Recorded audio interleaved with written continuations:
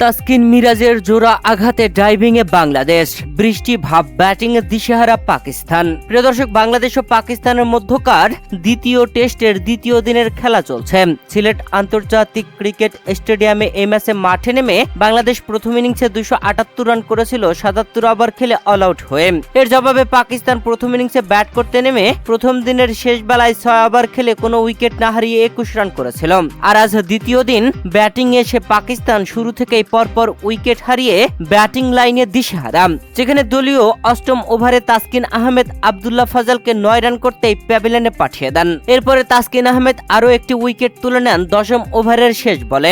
আজান ওয়াইসকে 13 রানে প্যাভিলিয়নে পাঠিয়ে দেন। দুই ওপেনারকে প্যাভিলিয়নে পাঠিয়ে পাকিস্তানের ব্যাটিং লাইনে বিদশ আনেন তাসকিন। তবে এরপরে মেহেদী হাসান মিরাজ নিয়েছেন জোড়া উইকেট, যেখানে পাক অধিনায়ক সান মাসুদকে দলীয় 17 ওভারের দ্বিতীয় বলে 21 রান করতে আউট করে প্যাভিলিয়নে পাঠিয়ে দিয়ে উল্লাসে মাতেন মেহেদী হাসান মিরাজ। এরপরে ব্যাটিং আসা সাউথ শাকিলকেও টিকতে দেননি।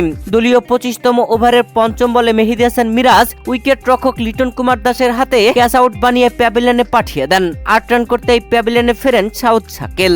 তবে এরপরে ব্যাটিং আসা সালমান আলী আগাকে নিয়ে দারুণ ব্যাট করছেন বাবর আজম। 53 বলে 34 রানে আছেন অপরাজিত।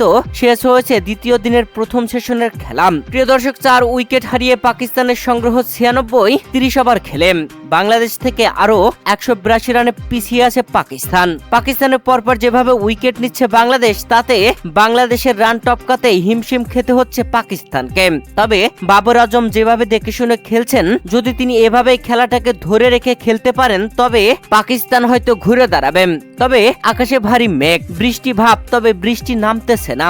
কখন যে আবার বৃষ্টি নামা শুরু করে।